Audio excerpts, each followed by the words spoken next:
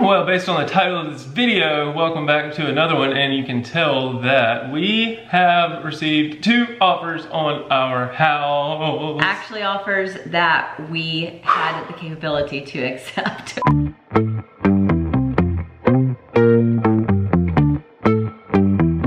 Finally. Yes. After all of this, oh my gosh. It has been a long road, and I don't even feel like I'm showing my emotions or excitement as much, because there's still, it's like you've equated it to the whole pregnancy journey of like, but what if, the what if syndrome. I have so many of the same. Obviously, pregnancy, I've said before, is a whole different, like more serious health, life and death situation than selling your house.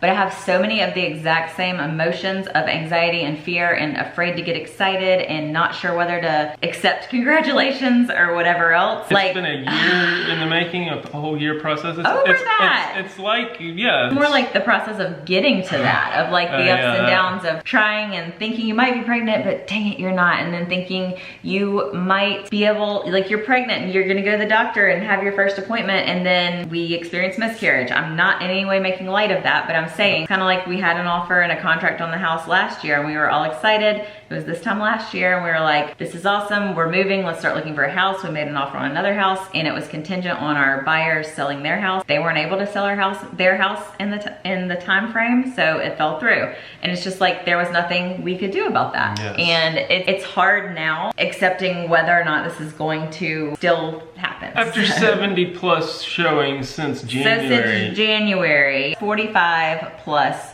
29 is 74. So we had it listed from January to pandemic, so basically 2 months. Had 29 showings in that time frame. We listed it again mid-July, and then up until mid-September have had 74 showings. July, August, that's 2 months. That's like 9 weeks, I think. 45 showings in that time frame for a total of 74. Showings. With school starting back, birthdays happening, and all that kind of stuff. Props to our realtor and for getting the traffic through here, the amount of traffic. I mean, they can't make anybody buy it. No, and yeah, it's just like he said, and everybody we've talked to said, like, just the right buyer hasn't come along yet. But we finally got to a point, and I feel like this is kind of what happened before we got pregnant with Gaines, after we had had 2 miscarriages, where we were just like, you know what? We can see what we're supposed to be learning along the way. Mm-hmm. We can see why it didn't work out when it didn't. And we can see how our life would have been in a totally different place had our contract gone through last year, had we purchased a house, which we were planning to do right before all our budget stuff started. Budget stuff wouldn't have happened. All of everything we can see. And I'm even starting to see little pieces of, like, in January and February when we allowed it to completely stress us out and over mentally, like we would just get so pissed off that we were like, we had 2 showings today and nobody even said anything about the house. Nobody even is interested in the house. Like, what is going on? We were allowing it to stress us so much. I'm starting to see now little pieces of things as we're starting to move along of like, oh shoot, if it had happened then, we might not have been able to get a place to live. If it had happened then, we would have been hit with a pandemic and our kids being out of school immediately after, or we wouldn't have had the time to take to go to the beach for 2 weeks to rejuvenate. Getting a showing request at 8 p.m. when you're laying out in the hot tub at night was one of those like, screw it, we're getting out of here for 2 weeks.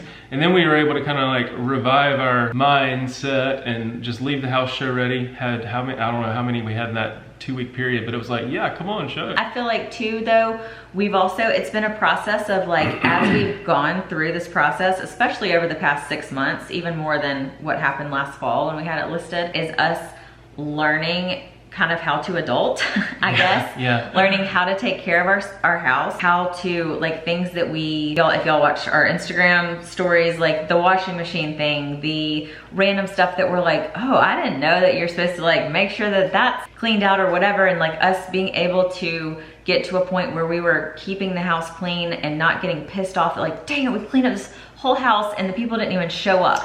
It turned into importance of a routine. It has been like something we preach to our kids, but then we weren't doing ourselves. But like just having that consistency of like, okay, dinner's done, and then I would stay down here, and it's almost therapeutic now for me to just put in some AirPods and clean the kitchen. She goes up and does the bath time routine and all that stuff, and then we meet at the end. The next morning, the kitchen's clean, get a showing. All we gotta do is just pick up here and there, vacuum, wipe down the counters, and we're done. Well, and one of the most important things I feel like at this point of developing those routines is that once you have like established them and they become a habit, then when chaos happens with you're actually moving or you're actually transitioning to a new house, you can try to keep those routines in place in order to maintain some stability and not allow it to just throw everything off track.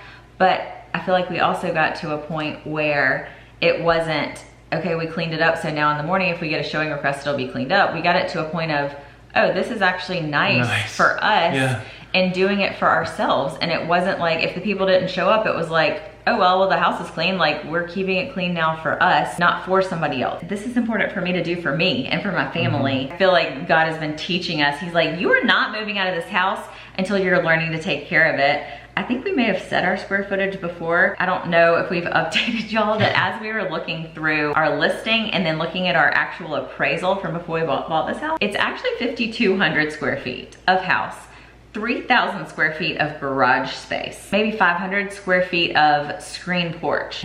That's a lot of stuff to maintain. Until you learn to take care of that amount, then you're not gonna be able to take care of a smaller amount. You know, like, show me that you can actually be responsible in this large thing so that you can get to, you know, so that we don't just move and end up in the same BS situation of crap everywhere. And in this whole process, just the whole minimalizing all your things and realizing, okay, we haven't used this, that, or the other. Back to the offers though. What happened? We said screw it on Gaines' birthday weekend. So we got to the point where we felt like we were just, showings were just kind of part of the day now. Like, it wasn't a big deal. It was like, okay, well, we're not gonna be pissed off about showings. We're gonna be thankful for them.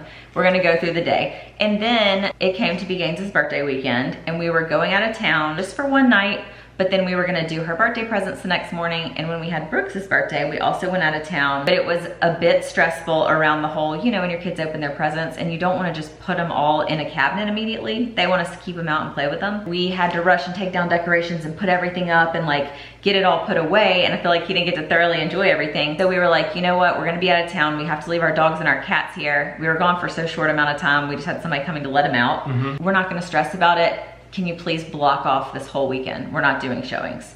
And we've never done that before. We were like, we'll make it work, it's fine. After 70 something, at the time 70 showings, I was like, what's a weekend? Like, who cares? If the right buyer is coming, he'll come back in the next weekend or the next week during school hours or something. Our realtor was like, sure, yeah, I can do that for you. It was just a nice relief to be able to finally like say, we're just not gonna do this. We're gonna put some like boundaries around our own space and trust. Before it was like, but what if the actual person comes? But we just were trusting that like when it's supposed to happen, it's gonna happen. So we're in Chattanooga, walking out of the aquarium. Gaines has just seen, if you missed the video, it's the sweetest thing ever, seen her little best friend that she hadn't seen since school got canceled for the pandemic and they didn't even get to say goodbye, then moved to Chattanooga. And then we get a phone call from our realtor and we're like, uh-oh, what's he calling for? At this point, when the realtor calls and doesn't send a text, it's either good news or bad news. Yeah. He basically said that this was like an emergency situation. These folks want to come in. They're thinking about another house maybe or something. So, okay. They have to look at your house today. Some people that had come seen the house earlier in the week already had been all week contemplating and were ready to make an offer. He had gotten a call from another realtor who was like, this family is really interested. They have not seen the house yet. And he was like, oh, well, we have these people about to make an offer. And they were like, well, we definitely want to see the house before they make an offer. We luckily had left it cleaned up because we've been cleaning up the house. We left it cleaned up. We did leave the mattress. We put a mattress in the den for Brooks to jump off the couch onto and have movie night on and stuff like that. Again, after 70, it was like, screw it. Like, screw it. If there's a mattress in the middle of the floor, I don't care. If you can't see past that to see the bones of the house and look at the rooms and whatever, then I don't know what to tell you, but the beds are made up. Well, I mean, our dogs are in there and they're gonna jump all over them, but we had, like I said, somebody coming to let the dogs out. And we were like, could you just put them on the back porch and just tell people not to go out there? We got that situated, those people came. It was one of those things where it's like, of all the times in my head I've envisioned him saying somebody wants to make an offer and making that phone call, it was not in the middle of Chattanooga while we're like all distracted running around doing other things. And not able to come get our dogs or Right. have everything. All the lights, I said, no lights are on, you know, and he's like, that's fine. Y'all know what we've talked about, like making some brownies, like making it smell good in Yeah. here. Just send them. So those people came, and then we came back and had Gaines's birthday, like her actual at home. If you missed that vlog, go check that out, where we opened all her presents. We had streamers and balloons and everything, and got a request for a showing that afternoon, which like on her actual birthday after school, which I told our realtor, I was like, I promised her we wouldn't have to leave the house for a showing on her birthday, because she was like, do we have to leave the house and have to put up all my toys? So I was like, you know what?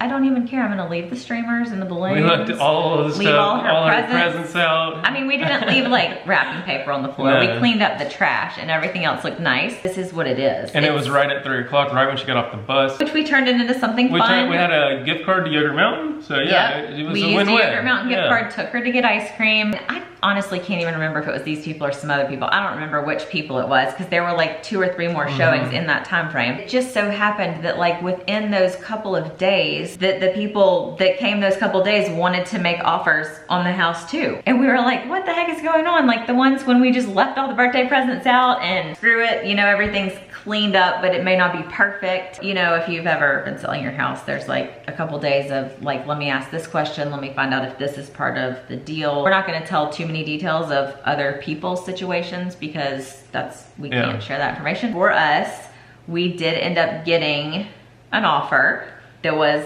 a negotiable offer. We did some negotiation, and it was acceptable to us being able to pay off our mortgage and not owe money. It worked out. The only issue that we can say is it was contingent. It was contingent. And we were nervous AF to get into another contingent offer, because like in the beginning of this video, we talked about putting a house under contingency and then maybe it not happening, and it stalls the whole showing process. It slows it down, so you're potentially not getting people in, and then if those people's contingency for some reason falls through, then you're screwed. We were pretty certain that the contingency was gonna be, it seems like this is promising, and we put a stamp on it, like a limit, a cap. Right. Like you have to have the contingency cleared by this certain date, and if not, then we have the option to and we had a 24-hour break clause so that we could continue to market the house. Keep it going even while this is happening. Like we made sure we weren't like shooting ourselves in the foot again. So in the meantime, then like a day or so, we did get another offer. We were like, shoot, what do we do? It was a little bit better of an offer. We're not gonna give a whole lot of details, but we were like, so what do we do? And our realtor said, well, that means the other people have 24 hours to remove their contingency, or else